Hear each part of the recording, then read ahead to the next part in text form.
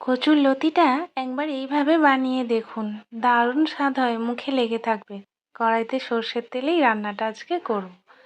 কালো জিরে ফোড়ন দিয়ে দিলাম, তারপরে আগে থেকে নুন দিয়ে ভাপিয়ে রাখা কচুর লতিগুলোকে দিয়ে দিয়েছি। লতিগুলোর দারুণ রং দেখুন। এখানে একটু পেঁয়াজ আর কাঁচা লঙ্কা চপ করে নিয়েছি, আদা রসুন আর সামান্য একটু টমেটো কুচি নিয়েছি। পেঁয়াজগুলো দিয়ে দিচ্ছি মধ্যিখানে, দিয়ে ভালো করে কচুর লতির সঙ্গে পেঁয়াজগুলোকে ভাজতে থাকবো। যেহেতু চপ করা আছে, এইভাবে দিলে সুন্দর ভাজা ভাজা হয়ে যাবে আর কচুর লতিটাও মাখা মাখা দারুণ টেস্টও হবে।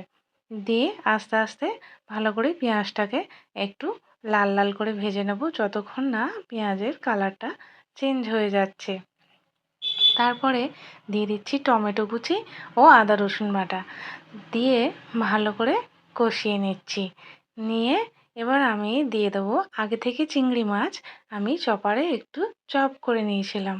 দেখুন, এবারে আমি চিংড়ি মাছটা তেলের মধ্যেখানে দিয়ে ভালো করে ভেজে নিচ্ছি। তারপরে আমি এর মধ্যে কিছু মশলা দেবো, সেই মশলার জন্যই দারুণ স্বাদটা হবে। আমার ভাজাটা হয়ে গেছে, এবার আমি দিয়ে দেবো হলুদ গুঁড়ো, লঙ্কার গুঁড়ো, জিরে, মৌরি, ধনে ও রাঁধুনি গুঁড়ো। দিলে দারুণ টেস্ট হয় এই রান্নাটার। একবার দিয়ে দেখবেন। স্বাদ মতো লবণ দিয়ে দিয়েছি, দিয়ে ভালো করে কষিয়ে নিচ্ছি। রান্নাটায় কিন্তু আমি কোনো রকম জল ব্যবহার করছি না। দেখুন, আমার রান্নাটা কমপ্লিট।